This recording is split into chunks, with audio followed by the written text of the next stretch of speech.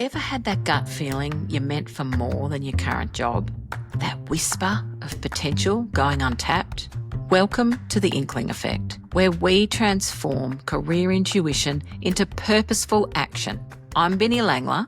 I'm a certified career, strengths and executive coach. And you'll gain access to the same powerful coaching techniques, expert knowledge and practical guidance that thousands of my clients have used when standing at their own professional crossroads. In each episode, I'm going to unpack the steps and the speed bumps of career transitions, offering practical strategies to navigate the messy middle. You know, that space between acknowledging you need change and making it happen, and boy, can it get messy. Each Inkling Effect episode will also draw on my first-hand experience. I've navigated 2 successful career changes of my own. I'll share personal insights, the lessons I've learned, and proven strategies from my own path towards that something more that I was seeking in my career. Like me, you probably don't know what that new path is yet, but don't worry, I'll guide you towards the clarity that you're seeking. Whether you're contemplating a bold and big professional pivot or just seeking deeper satisfaction in your current role, this podcast provides the inspiration, the tools, and the actionable advice to transform possibility into reality. Now, if you know someone that is constantly telling you that they are unhappy at work, then do them a favour and share this podcast with them. Let me be the one to help them get unstuck. And if you gain one useful insight from this episode, the best way to let me know is to hit subscribe or follow. It's really great feedback for me, and also it ensures that you don't miss my next episode. All right, let's dive in. Welcome to episode 4, Breaking Free from Your Toxic Job. If you're new to this podcast, I've actually been warming you up with my first 3 episodes. So if you want to start with a warm-up first, I suggest going back and listening from episode 1. However, if you're ready for a slap in the face today regarding your career, keep listening. Today we're having a conversation that might make you a little bit uncomfortable, and in my opinion, that is great, because sometimes we need to be uncomfortable to create real change. Today's episode is focused on breaking free from your toxic job, and I'm going to be brutally honest with you about something I wish that someone had told me years ago. We're going to talk about that job that's making you miserable, the one that has you scrolling through career articles and courses you could sign up for at, 2 a.m. in the morning, the one that makes your stomach turn in knots every Sunday night, the one that's slowly but surely impacting your health, your relationships, and your sense of self. But here's the bit that probably hasn't dawned on you, and this is where it gets uncomfortable. Staying in that job, that's a choice. Doing nothing about your career dissatisfaction, that's also a choice. And today, we're going to explore what that choice is really costing you. I'm going to share with you a story about my second career change in my 40s. I spent nearly a decade in this exact space. Almost 10 years of wanting change, knowing I needed change, but convincing myself that I shouldn't prioritise myself. 10 years of saying, not now, or not quite yet, I'm not ready. I don't think we can afford it right now, or I don't have time. And you know what happened? It nearly killed me, literally. I was seeing a myotherapist to release tight muscles from stress, a nutritionist and naturopath to reduce my cortisol levels and weight gain, doing Pilates to try and regain more than 10% movement in my neck, and an osteo to release the head tension causing constant headaches. I reckon I was spending easily $10,000 a year treating the symptoms of a job that was slowly poisoning my well-being. So I want you to think about that right now and your life, and perhaps some of the things you might be doing. Does it sound a little bit like what I just described? So my acupuncturist was actually the only person bold enough to look me in the eye and say, if you don't leave this job will kill you. Literally, word for word, that's what she said. And she was absolutely right. And I knew it. I knew she was right because she was seeing all the physical signs in my body every time I went to visit her. But I was too scared to prioritise myself. So if you're listening to this episode today, the chances are that you're in this same space. You want change, you know you need change, but you're stuck in the loop of wanting it but not doing anything about it. Today, we're breaking that loop. Let me start with a sobering reality. If you work full time, let's say from the age of 22 to 65, you'll spend approximately 100,000 hours at work. That's more time than you'll spend with your family, more time than you'll spend on hobbies, more time than you'll spend on anything else in your adult life apart from sleep. That's 100,000 hours. So think about that for a moment. If you're spending 100,000 hours of your precious life doing something that makes you miserable, stressed, physically ill, or emotionally drained, or maybe all of that, what does that say about your priorities? Now, I know you're thinking, but I need the money. It's a really good paying job. Or I've got all these responsibilities and school fees and commitments financially. Or I just can't leave what I've done for many years. Or you might be thinking, what am I going to do next? And I'm not suggesting you just quit tomorrow without a plan, but I am suggesting that you need to ask yourself, have you got your priorities right? Are you making sure that those 100,000 hours are as fulfilling as they can be? Or are you just accepting that work is supposed to be miserable? So for years, I believed that wanting more from work was being a princess, that seeking happiness, fulfillment, or meaning in my career was kind of somehow selfish or unrealistic or just a complete pipe dream.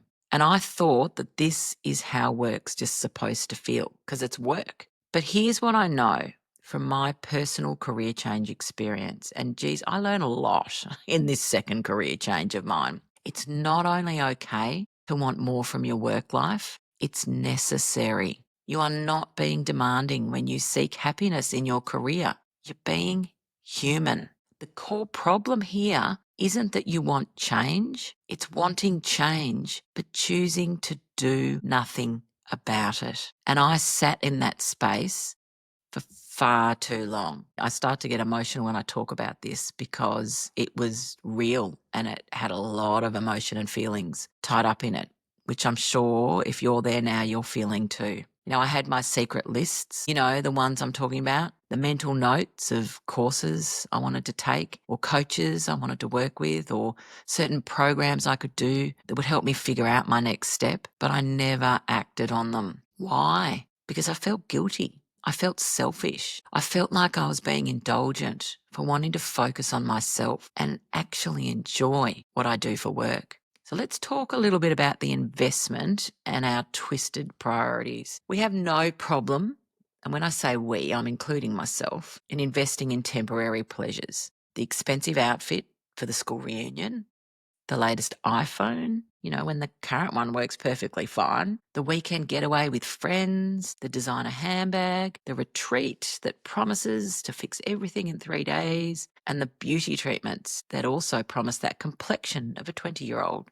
But when it comes to investing in our long-term happiness and career fulfillment, suddenly we become incredibly scrutinising. Suddenly, we don't have the time or the money. Suddenly it feels too indulgent. Ask yourself this. When you bought that handbag, did you calculate the exact return on investment? When you went on that weekend boys trip fishing, did you worry about taking time away from your family? When you upgraded your phone, did you question whether you deserve it?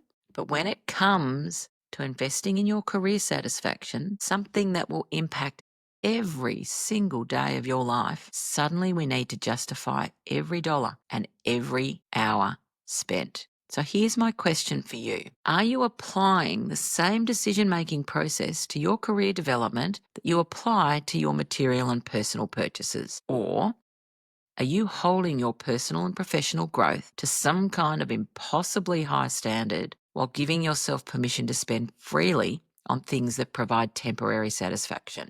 I want to share with you now the 4 questions that might change everything for you. These are simple yes or no questions, and I want you to answer them honestly, of course. And if you're driving or walking while you're listening to this, simply remember your answers. Just remember how many yes answers you had. If you're at home, you can grab a pen and paper if you'd like to. These 4 questions will tell you everything you need to know about whether you are really ready for change in your career or whether you're just comfortable complaining. Question number 1. Do you really want to achieve change in your work life? This isn't about whether change would be nice, oh yeah, that'd be nice. This is about whether you actually want it. So the answer is yes or no. Do you really want to achieve change in your work life? Question number 2, are you ready for change now? Here's another way to think about this. Could you see yourself lasting, say, 1 to 5 more years in your current role, industry, or company? If the answer is no, if the thought of 5 more years where you are makes you feel sick, then yes, you're ready for change now, so your answer is yes. Question number 3, is your happiness at work the number one thing you think about and want to fix right now? So does this pop into your head when you're at work, when you're getting ready for work, when you're lying in bed at night, dreading your day at work tomorrow?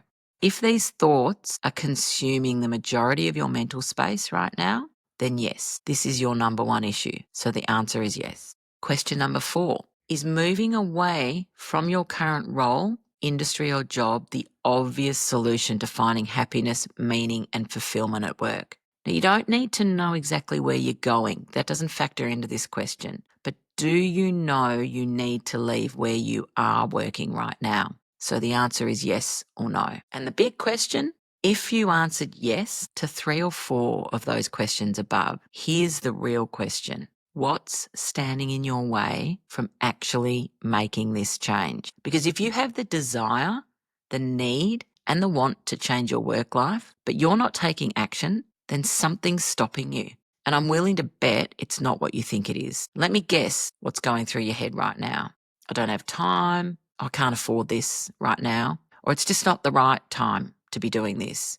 Or I have too many family responsibilities to factor this in as well. Or I'm being a little bit selfish. This is all about me. Well, what if it doesn't work? I've heard all of these. I've said all of these over and over in my head for many years. So I know that feeling of it being on repeat. And here's what I discovered when I really examined each one. Most of these aren't real constraints. They're assumptions. They're excuses, and they're the stories we tell ourselves to avoid stepping out of our comfort zone. So here's the uncomfortable truth. You're not stuck because you don't have options.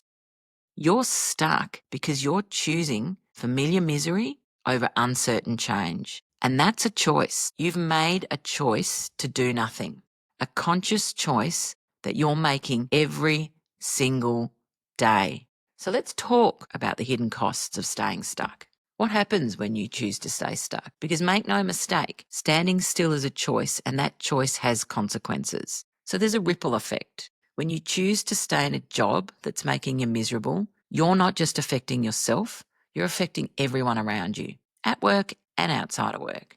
I'll never forget when my children said to me after I finally made my career change, "Mum, we're so glad you left that job. You were really grumpy and unhappy, and we got so upset seeing you crying at the end of a workday." They had to watch me sobbing on many occasions, desperately hugging my husband because I was so stressed and overwhelmed and feeling completely trapped. My job was affecting them too.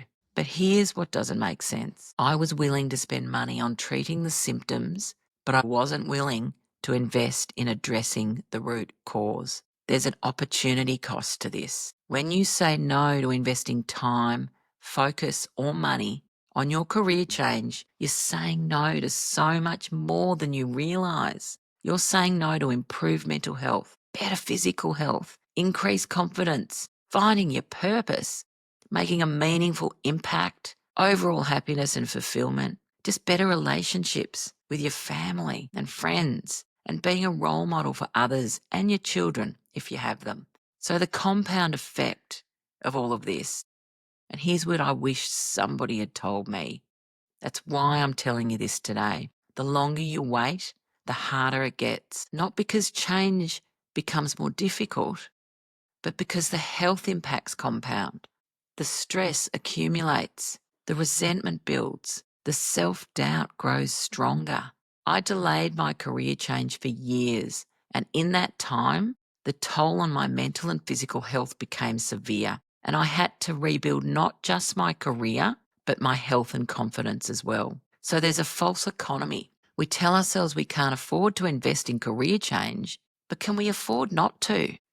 Can you afford the doctor's visits? The therapy sessions, the medications and herbs, the impact on your relationships. Can you afford to spend the next 5, 10, or 20 years in a job that's slowly destroying your spirit?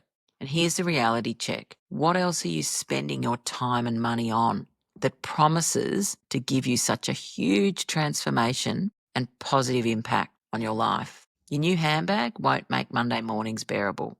That Apple Watch won't give you a sense of purpose. And your 5-day tropical island yoga retreat won't change the job that made you stressed in the first place. Nothing, and I mean nothing, will have the transformative impact on your life that loving your work will have. So how do we break this cycle?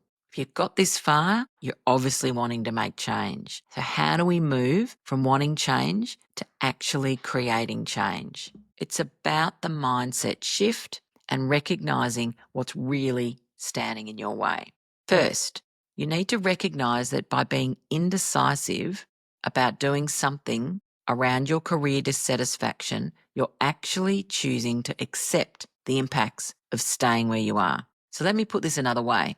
By being indecisive, you're choosing to say that it's okay to feel stressed, to have physical symptoms, and to come home exhausted and drained every day. You've probably never thought about it that way, but it's exactly what's happening. Inaction is action. You're choosing not to decide, and that is, in fact, a decision. Having lived this, I know what's really standing in the way, and it's not time or money, it's fear. Fear was at the center of my nearly 10-year career change efforts. So it's fear of the unknown, fear of making the wrong choice, fear of stepping out of your comfort zone, and fear of actually telling people that you want to make some change. And here's what I want you to know. It is going to feel scary. You cannot remove that. There's no way around the fear, and you need to work through it, not avoid it. Fear, it's just your brain. It's trying to keep you safe. It's your saboteurs, those internal voices that say that you're not good enough or that, change is too risky, that you should just be really grateful for what you have and just get on with life. But the truth about deserving and your belief system is really important. And there's something you need to hear. You are worth investing in. Every single person on this planet has unique capabilities, unique strengths, unique contributions to make. Your job is to figure out what those are and find a way to then share them with the world. And you're not being selfish when you want to align your work with who you are. You're actually being responsible because you're not letting your superpowers go to waste. So here's what needs to change. You need to believe that you deserve happiness in your work. You need to believe that work can be fulfilling. And you also need to believe that it's not okay, but it's actually necessary to prioritize your well-being. And most importantly, you need to believe that you have the power to create change in your life. So what's the first step? How do we do this? The first step isn't finding the perfect job or having all the answers before you start. The first step is deciding that you're worth investing in. The first step is saying, I'm not going to accept this level of misery in my life anymore. The first step is recognizing that you have a choice and you're going to start making different choices. This is where I want you to make a commitment to yourself right now. Wherever you are, I want you to say out loud, if appropriate, or just in your head, my transformation starts today. And then I want you to say it again, just to be certain. My transformation starts today. Because it does, and it can. It starts with this podcast episode. It starts with the recognition that staying stuck is a choice, and you're going to start making different choices. And then you need to do something different today. I want you to do something that signifies you're stepping out of your comfort zone. And it doesn't have to be big. It can be researching a course that you've been interested in doing for ages. It could be reaching out to someone in your network that is doing what you'd like to move into to discuss what you're thinking about doing. It could be updating your LinkedIn profile to focus your details on there around what you love doing, or starting a new hobby that signifies change and new patterns in your life. Just do something different. Because as author Courtney C. Stevens states, and this is one of my favourite sayings, If nothing changes, nothing changes. If you keep doing what you're doing, you're going to keep getting what you're getting. So what does the path forward look like? How do you move from where you are to where you want to be? Firstly, you need to understand who you are. And I've talked about this in some of my other episodes. What are your values? What are your strengths? What energizes you? What drains you? What kind of impact do you want to make? This is essential internal research, and you can't create a fulfilling career without understanding what fulfillment looks like for you, not for somebody else, for you. And we dive into this in great detail in my career coaching program. Second, you need support. This journey is too important and too challenging, and I can definitely vouch for that, to do it alone. Whether it's a coach, a mentor, a course, or just a supportive community, you need people who believe in your potential and can guide you through the process. Third, you need a plan. Career change doesn't have to mean quitting tomorrow, and I would recommend not doing it that way. It can mean gradually transitioning, building skills in parallel to working, exploring options while you're still working, and creating a bridge to where you want to be. And finally, you need to keep your long-term vision in mind. Yes, change is uncomfortable. Yes, it requires investment, and it's not just money. It requires a lot of time investment. And yes, it means stepping out of your comfort zone. But you've got to remember, you're not just changing your job. Don't look at it as being that simple. You're actually changing your entire life. You're changing the example you set for those around you. You're changing your health, your relationships, your sense of worth, and you're changing your identity. So there's a huge ripple effect of this change. And when you finally align your work to who you are, the impact goes far beyond your career. You become more confident, more energized, you're more present with your family. You become a living example that it's possible to love what you do. And that's a gift, not just to yourself, but to everyone around you. So the choice is yours. You have over tens of thousands of hours of work ahead of you. How do you want to spend them? In a job that drains you, or in work that energizes you? In a career that aligns with your values? In a role that makes you excited to get up in the morning? Every day you choose to stay in a job that's making you miserable, you're choosing to accept that level of unhappiness in your life. Every day you choose not to invest in your career development, you're choosing to prioritize everything else over your own well-being. Every day you choose to stay in your comfort zone, you're choosing to limit your potential. This actually makes me really sad. So what are you going to choose? Are you going to choose familiar misery, or are you going to choose uncertain but potentially transformative change? Are you going to choose to prioritize yourself, or are you going to keep putting everyone and everything else first? Are you going to choose to believe that you deserve happiness in your work, or are you going to keep accepting less than you deserve? I challenge you to stop choosing your own suffering. I challenge you to stop making excuses about why you can't invest in yourself. I challenge you to stop accepting that work has to be miserable. Your transformation starts today, not tomorrow, not next week, not when conditions are perfect. Today, because you're worth it, because your family and friends deserve a happier, more fulfilled version of you, because you have gifts that the world needs to see. The choice is yours. What are you going to choose? Your career change journey starts with a single decision, the decision to prioritize yourself. So until next time, follow that inkling. Thank you for joining me today on The Inkling Effect. If you want more of me in your life, then please subscribe or follow The Inkling Effect before leaving. If something in this episode resonated with you, I'd love to continue the conversation. So head over to theinklingeffect.com.au and find out all the ways that I can support you to make your career inkling a reality. If you know someone who needs to hear what we talked about today, please share this episode with them.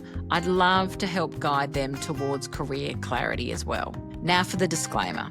The content of this podcast or video is for informational and educational purposes only. While we aim to share insights, strategies and tools that can support your career or personal growth, we make no guarantees about your results, earnings or life satisfaction. Success depends on many individual factors, including your skills, effort, dedication, and personal circumstances. This is not professional advice. The information provided does not replace the guidance of trained professionals in fields such as financial, medical, psychological, or legal matters. You acknowledge and agree that we are not financial advisors or lawyers, and we strongly recommend that you obtain independent professional financial or legal advice before you make decisions or take steps as a result of the content in this recording. We are also not medical doctors, psychiatrists, psychologists, qualified social workers, or counsellors. We strongly recommend that you obtain independent